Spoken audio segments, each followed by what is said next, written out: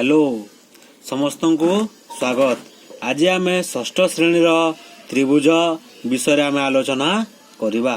त्रिभुज विषय आलोचना करने पूर्व आम त्रिभुजर संज्ञा त्रिभुज क्या कहुए ता विषय सम्यक धारणा आम जाना पड़ो।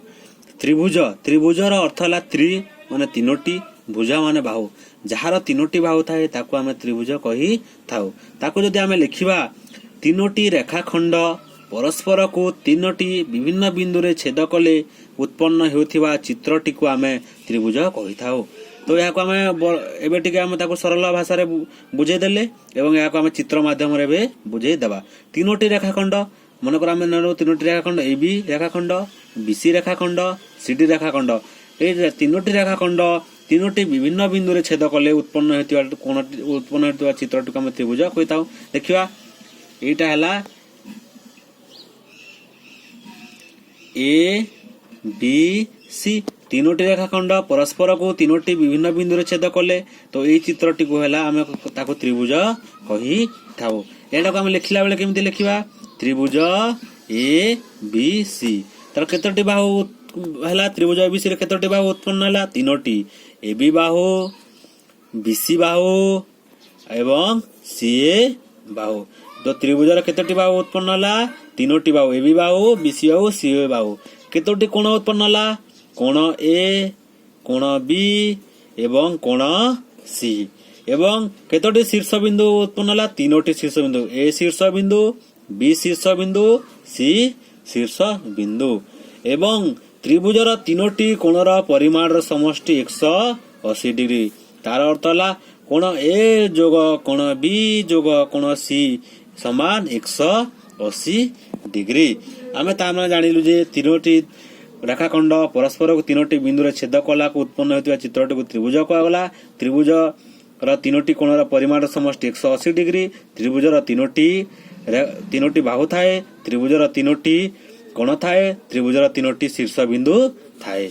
एबे आम जानिबा त्रिभुज विभिन्न प्रकार त्रिभुज त्रिभुजर प्रकार भेद बाहु अनुसार जानिबा आमे बाहु अनुसारे। तो विभिन्न बाहु अनुसारे बाहु मानकर भिन्नता अनुसार त्रिभुजर नाम मध्य भिन्न भिन्न रही थाए। जेमिति गोटे त्रिभुज हला गोटे त्रिभुज ना देबो पी क्यू आर। जदि पी क्यू रेखाखंडर दैर्घ्य 7 सेंटीमीटर हेबो एवं पी आर दैर्घ्य 7 सेंटीमीटर हेबो एवं क्यू आर मध्य 7 सेंटीमीटर हेबो तामने तीनोटी रेखाखंडर दैर्घ्य समान हला। तो तीनोटी रेखाखंडर दैर्घ्य बा तीनोटी बाहुर दैर्घ्य समान ले याको को आजिवो समबाहु त्रिभुज। तामने समबाहु त्रिभुजर अर्थ जेउ तीनोटी बाहुर दैर्घ्य समान हेबो ताको समबाहु त्रिभुज कहाजिवो। गोटे त्रिभुज रे तीनोटी बाहुर दैर्घ्य समान ले ताको कहाजिवो समबाहु त्रिभुज। तापर आसीबो एठी गोटे चित्र आमे अंकन करदेले या ना देले क ख ग। जदि क खर दैर्घ्य मन कर 5 सेंटीमीटर हेबो एवं क गर दैर्घ्य 6 सेंटीमीटर हेबो एवं ख गर दैर्घ्य 6.2 सेंटीमीटर हेबो। तो तीनोटी बाहुर दैर्घ्य कार बाहुर दैर्घ्य मध्य का सहित समान नहंती। तो तीनोटी बाहुर दैर्घ्य जदि अलग अलग थिबो ताको आमे कहिबा बी सम बाहु त्रिभुज। एथिरे देखिले क खर दैर्घ्य 5 हला क गर दैर्घ्य 6 हला एवं ख गर दैर्घ्य 6.2 हला। तो तीनोटी बाहुर दैर्घ्य अलग अलग होइतिबार याको आमे कहगला विषम बाहु त्रिभुज।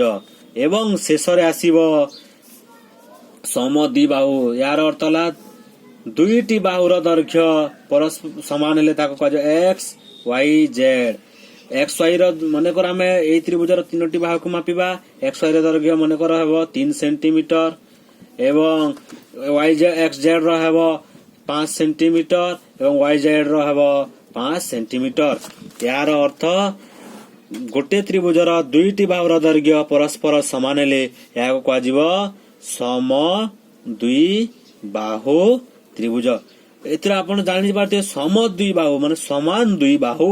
ଯେଉଁ ତ୍ରିଭୁଜର ଦୁଇ ବାହୁ ସମାନ ଥିବ ତାକୁ କୁହାଯିବ ସମଦ୍ୱିବାହୁ ତ୍ରିଭୁଜ। ବିଷମବାହୁ ତ୍ରିଭୁଜ କହିଲେ ଯେଉଁ ତ୍ରିଭୁଜର କୌଣସି ବାହୁର ଦୈର୍ଘ୍ୟ ମଧ୍ୟ ସମାନ ରହିବ ନାହିଁ ତାକୁ ବିଷମବାହୁ ତ୍ରିଭୁଜ କୁହାଯିବ। ଏବଂ ସମବାହୁ ତ୍ରିଭୁଜ ଯେଉଁ ତ୍ରିଭୁଜର ତିନୋଟି ବାହୁର ଦୈର୍ଘ୍ୟ ପରସ୍ପର ସମାନ ତାକୁ ସମବାହୁ ତ୍ରିଭୁଜ କୁହାଯିବ। ଆଶା କରୁଛି ଆପଣମାନେ ତ୍ରିଭୁଜ ଏବଂ ବିଭିନ୍ନ ପ୍ରକାର ତ୍ରିଭୁଜର ପ୍ରକାର ବାହୁ ଅନୁସାରେ ଆପଣମାନେ ଠିକ ଭାବରେ ବୁଝି ପାରୁଥିବେ। ଧନ୍ୟବାଦ।